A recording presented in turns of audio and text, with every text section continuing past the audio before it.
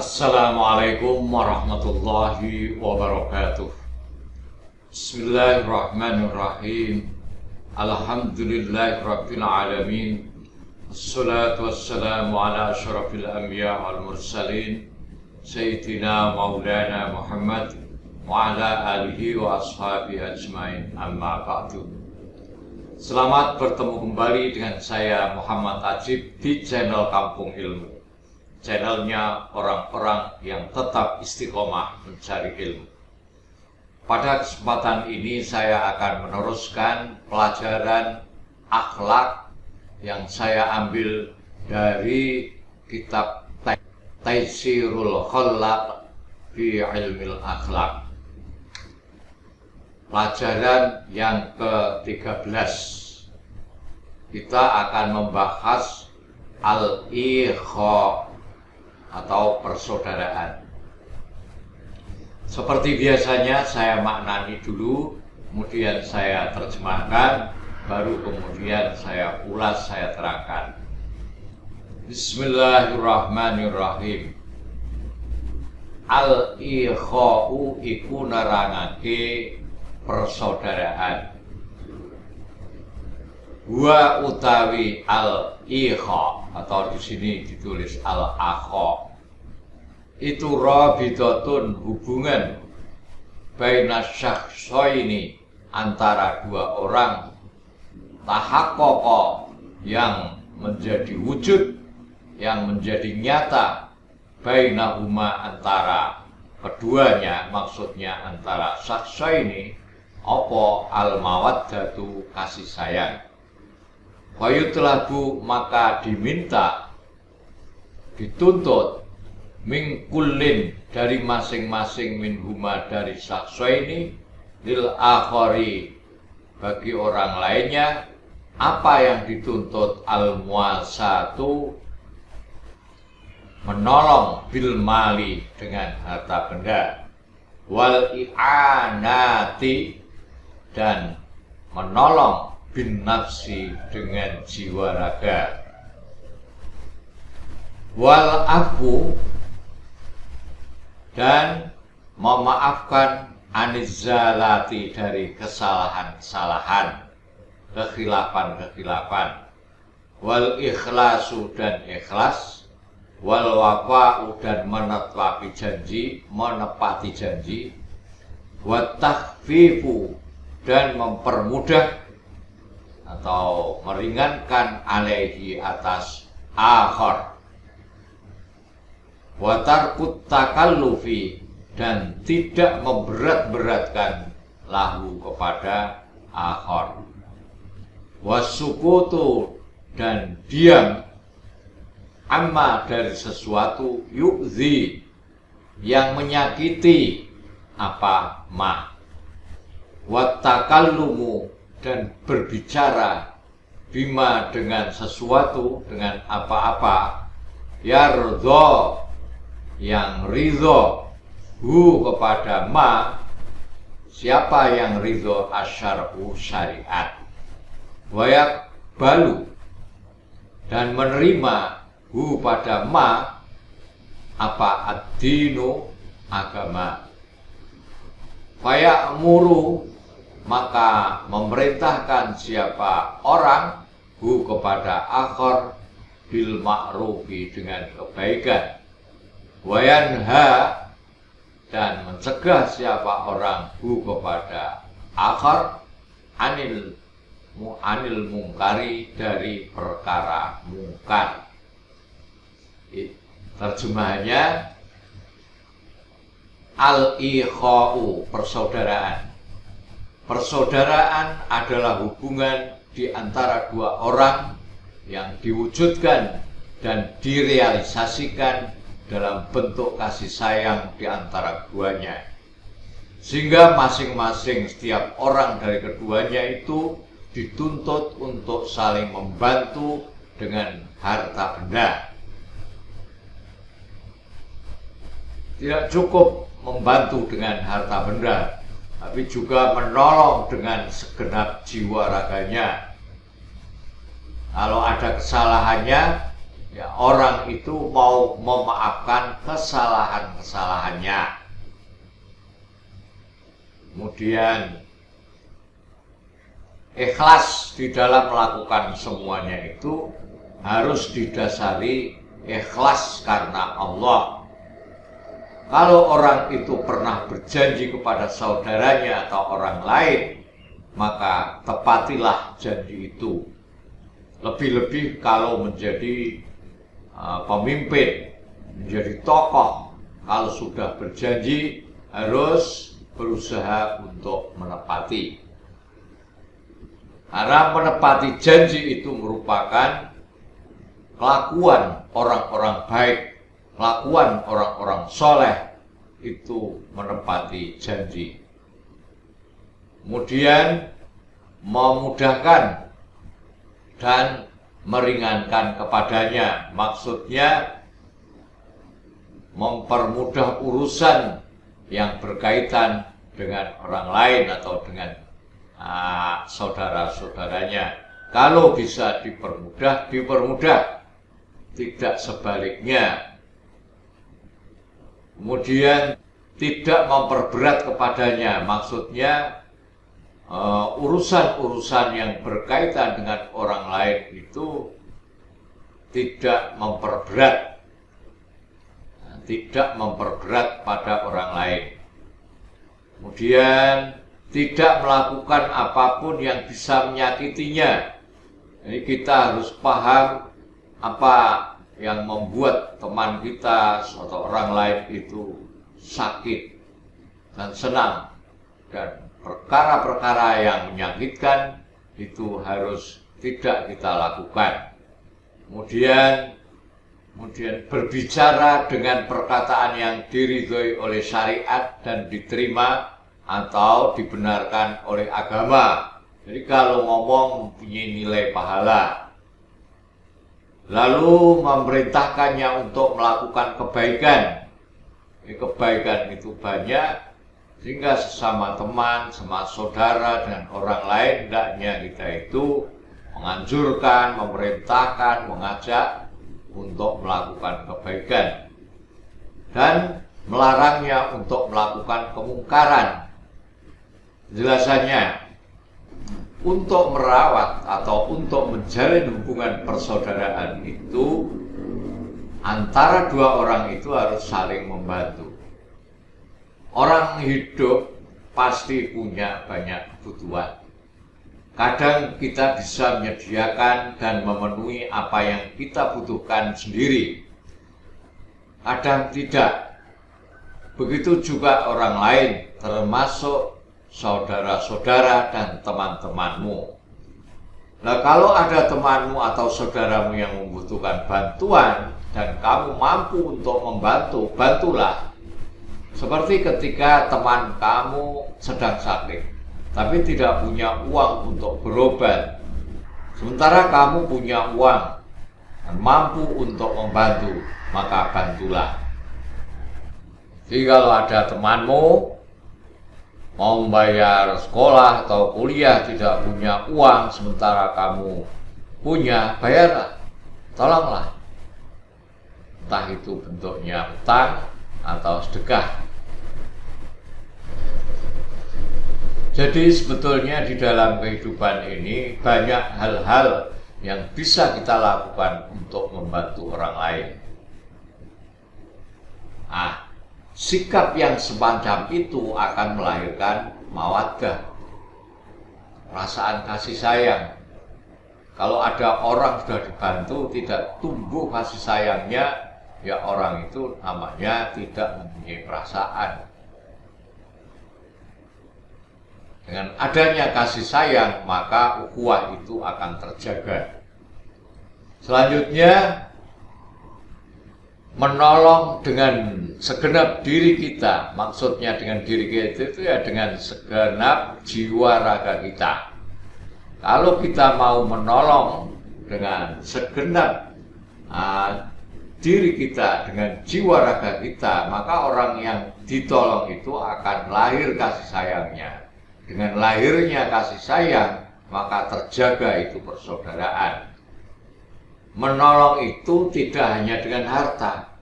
Kita bisa menolong langsung dengan diri kita. Dan kita kalau menolong orang, menolong teman kita harus keluar dari lubuk hati kita. Jangan karena ewoh pekewoh atau nggak enak, kalau tidak menolong. Kalau menolong, jangan ogah-ogahan. Orang yang kamu tolong dengan ogah-ogahan itu tahu bahwa cara menolongmu itu sebetulnya bermalas-malas atau aslinya itu rapatnya ikhlas. Tapi tolonglah dengan sungguh-sungguh. Seperti misalnya kamu lihat orang sangat repot membawa barang, sementara kamu tidak membawa apa-apa. Nah, tolonglah. Tetanggamu menjemur pakaian, kemudian gerimis atau hujan hampir turun, tolonglah dientaske, karena perlu dilempit ke sisan ya malah HP. Dan kalau kamu menolong, maka tolonglah dengan sungguh-sungguh karena Allah Subhanahu wa Ta'ala. Memaafkan kesalahan-kesalahan. Kalau orang itu mau memaafkan kesalahan-kesalahan teman atau saudaranya atau orang lain, maka orang yang kita maafkan itu akan tumbuh mawaddahnya atau kasih sayangnya. Dengan adanya kasih sayang, maka persaudaraan atau al-ikha itu akan terjaga. Orang itu pasti punya kekhilafan, orang itu pasti punya salah. Saat ada orang yang bersalah kepadamu, maka maafkanlah.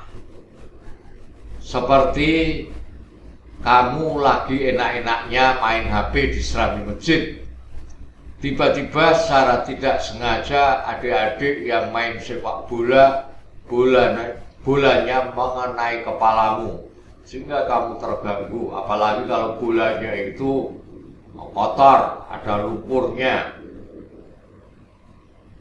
Ya, bagaimana ini? Ya, kita maafkanlah. Atau mungkin kamu pernah difitnah, citra dirimu direndahkan dan lain sebagainya, maka maafkanlah. Memaafkan itu perbuatan mulia, maka tirulah.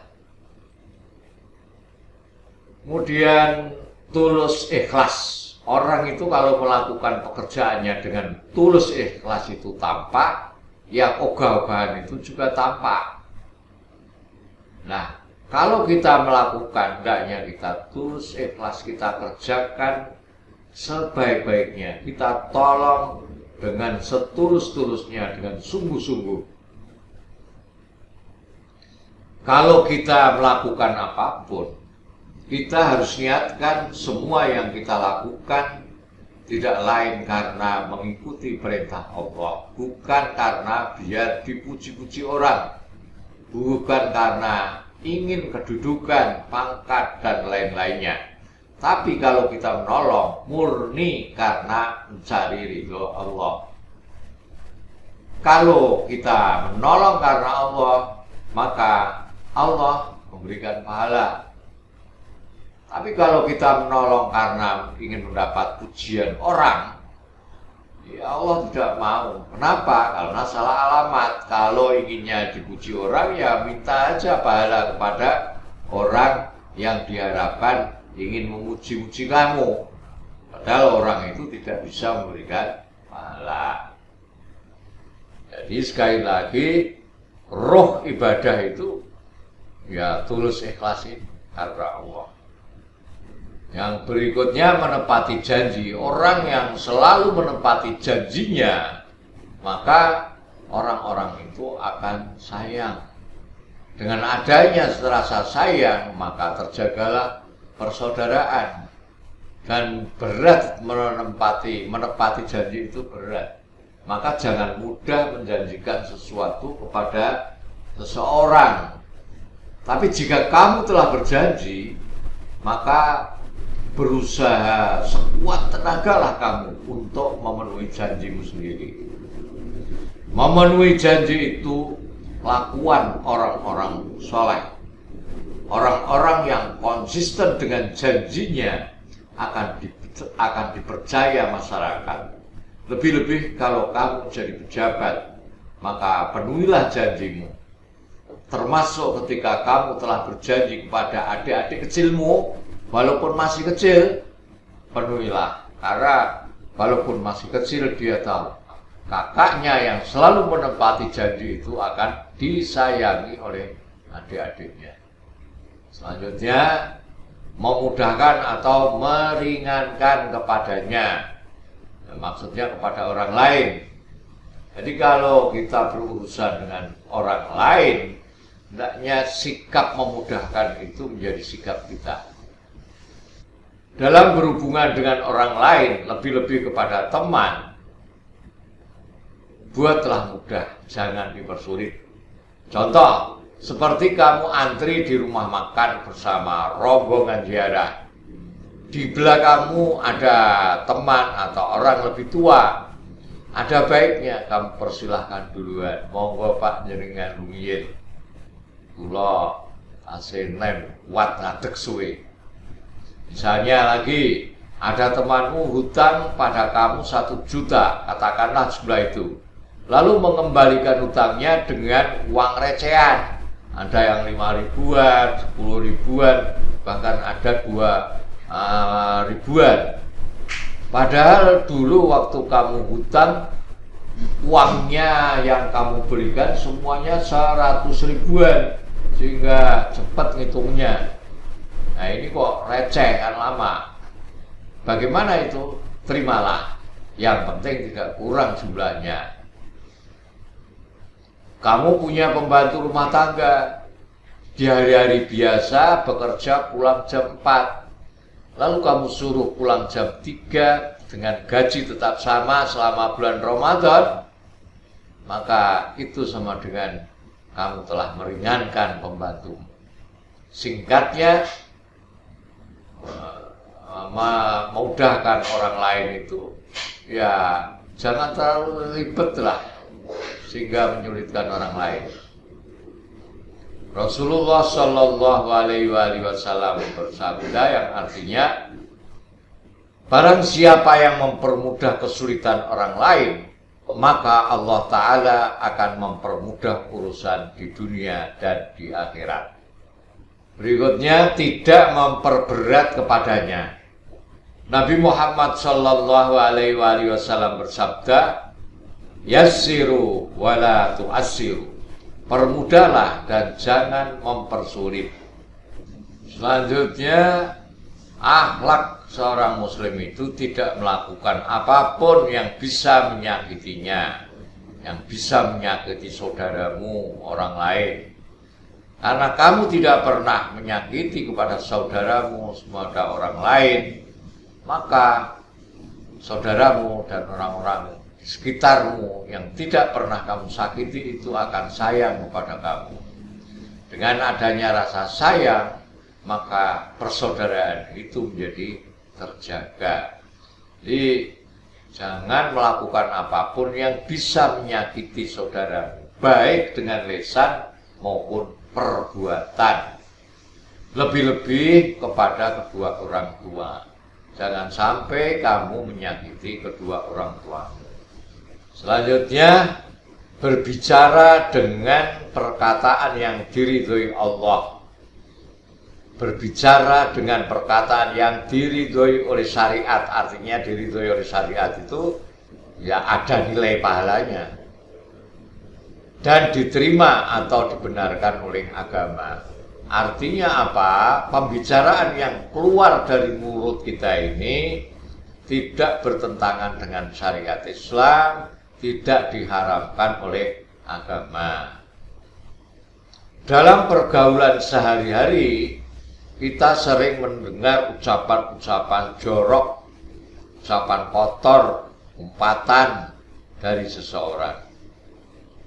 Nah, biasanya kata-kata seperti ini diucapkan ketika orang itu jengkel atau marah. Nah, dalam keadaan apapun, ketika kita sedang kecewa, marah, maka berusahalah untuk tidak melepaskan kata-kata kotor, kata-kata jorok yang tidak sopan. Begitu pula ketika kita sedang bergurau. Kadang-kadang orang bergurau itu juga suka membuat kata-kata yang berbau cabul itu. Nah, itu hindarilah. Memerintahkannya untuk melakukan kebaikan. Ya, kalau kita punya teman, maka jangan segan-segan untuk memerintahkannya untuk melakukan kebaikan. Nah, caranya bagaimana? Itu tentunya dengan cara-cara yang bijaksana. Contoh, ketika azan dikumandangkan, kamu sedang rapat, kamu sedang diskusi atau kegiatan lainnya. Nah, bagaimana ini? Ajaklah teman-temanmu untuk berhenti sebentar guna mendengarkan azan. Nah, syukur-syukur setelahnya itu ajaklah sholat jamaah. Itu salah satu contoh mengajak kebaikan. Dan kebaikan itu banyak sekali. Kebaikan itu banyak sekali. Toh mengajak ngaji pada teman-teman juga kebaikan. Pokoknya banyaklah, silakan dikembangkan sendiri. Melarangnya untuk melakukan kemungkaran. Kalau kita punya teman akan melakukan kemungkaran, ya jangan dibiarkan. Harus kita larang. Adapun setelah kita larang dia tetap nekat, ya terserah. Contoh, berduaan dengan lawan jenis, apalagi berzina, berbohong, mencuri. Kamu temanmu berbuat seperti itu, maka kamu harus nasihati, kamu larang supaya tidak melakukan hal-hal itu. Banyak sekali jenis-jenis kemungkaran. Islam menyuruh kita sebisa mungkin untuk mencegah semua kemungkaran. Adapun kalau sudah dilarang kok masih ngeyel, itu urusan dia sendiri dengan Allah Subhanahu wa taala. Wayat'u, dan mendoakan siapa orang lahu kepada saudaranya atau pada orang lain, bihusnil hali, dengan sebaik-baiknya keadaan, wa dawamil istiqomati, dan tetap istiqomah. Wa amma fadlul ikhoi, maka adapun utawi fadilahnya persaudaraan itu fakabirun, besar. Li'annahu, karena sesungguhnya ikho itu yang asu mendorong alat takhalluki untuk berakhlak bimahasinil akhlaki, dengan akhlak-akhlak yang baik. Wa yu'allifu, dan dapat membuat sayang bainal qulubi, di antara hati-hati. Wabihi, dan dengan ikha yakunu terjadi apa islahul baini, perbaikan hubungan. Allazi, yang ja'ala, yang telah menjadikan lahu kepada islah siapa Allahu Allah min samarati taqwa, dari buah-buah takwa. Faqala, maka berfirman siapa Allah, fattaqullaha wa aslihu dzata bainikum. Fattaqu, maka takutlah kamu semua Allah, kepada Allah, wa aslihu, dan islahlah atau perbaikilah dzata bainikum, hubungan di antara kamu semua. Terjemahnya, dan mendoakannya agar selalu dalam keadaan baik-baik saja dan tetap istiqomah.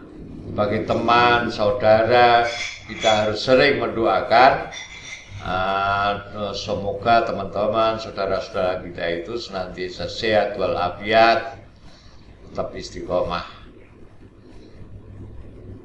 Adapun keutamaan persaudaraan maka sangatlah besar. Karena sesungguhnya persaudaraan dapat mendorong seorang berakhlak baik dan dapat menyatukan serta mendamaikan hati. Lantaran persaudaraan itu, maka terjadilah perdamaian di antara orang-orang yang berseteru. Dan Allah menjadikan perdamaian merupakan sebagian dari buah-buah dari sifat takwa. Allah berfirman, "Fattaqullaha wa aslihu dzata bainikum." Oleh sebab itu bertakwalah pada Allah dan perbaikilah hubungan di antara sesamamu. Jadi sama teman itu harus saling mendoakan. Nah, doanya apa? Agar selalu baik-baik keadaannya, agar selalu dalam keadaan baik-baik saja dan tetap istiqomah. Utamanya tetap istiqomah ibadahnya, imannya, Islamnya. Mendoakan orang bisa kita lakukan habis sholat dengan dipimpin imam, bisa sendiri-sendiri, boleh di waktu pagi, boleh di waktu malam, dan boleh kapanpun. Dan kalau kita mendoakan kepada teman, orang-orang lain, tidak boleh mendoakan teman yang jelek. Misalnya mendoakan teman agar kesambar petir, kesambar beledek, itu tidak boleh. Mendoakan teman agar sial selama 40 hari, itu juga tidak boleh. Jadi kalau kita itu mendoakan teman, doakanlah yang baik-baik. Doa yang baik itu ya misalnya tadi, agar diberi istiqomah dalam beribadah, agar selalu sehat lahir batin, agar rezekinya halal, agar banyak anaknya, dan lain sebagainya. Persaudaraan dapat mendorong seseorang berakhlak baik dan dapat menyatukan serta mendamaikan hati. Orang yang akhlaknya baik biasanya mudah menjalin persaudaraan dengan siapapun. Orang yang akhlaknya baik biasanya mudah menjalin persaudaraan dengan siapapun. Dan perlu kita ketahui dan kita pasti merasa bahwa dekat dengan orang yang baik akhlaknya itu menyenangkan sekali. Dan kalau kita melihat di antara teman-teman kita bermusuhan, maka harus ada di kalangan kita yang mendamaikan. Bukan kok malah manas-manasi, bukan kok malah mengadu-ngadu terus.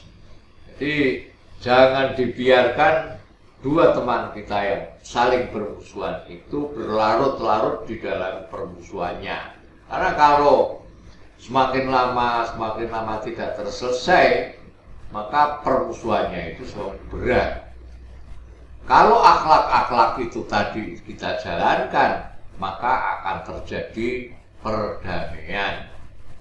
Kalau orang-orang bersaudara, hidup penuh rasa persaudaraan, insya Allah akan tercipta perdamaian. Damai itu indah. Damai itu membawa 1000 pintu berkah. Damai itu membuka 1000 pintu berkah. Kalau damai, orang dapat berbuat banyak hal, seperti memajukan pendidikan, mengelola ekonomi dengan baik, mewujudkan kesejahteraan, dan lain sebagainya. Jadi kesimpulannya bahwa perdamaian itu merupakan sebagian buah-buah dari sifat takwa. Takwa itu banyak buahnya, antara lain adalah perdamaian itu. Dan perdamaian itu dapat wujud kalau orang itu satu sama lain menjalin persaudaraan. Nah, persaudaraan itu dapat terwujud manakala sifat-sifat tadi yang sudah saya sampaikan itu dijalankan. Sahabat kampung ilmu yang berbahagia, ketahuilah bahwa perdamaian itu merupakan buah takwa. Maka yang harus kita tempuh, maka yang harus kita usahakan, bagaimana kita ini selalu takwa. Bagaimana kita ini selalu takwa di waktu susah ataupun senang, sedang sendirian atau di tengah orang banyak. Pokoknya kita harus selalu berusaha menjalankan perintah Allah dan menjauhi larangan-larangannya. Saya kira sampai di sini dulu, sampai ketemu lagi insya Allah. Assalamualaikum warahmatullahi wabarakatuh. Muhammad Haji.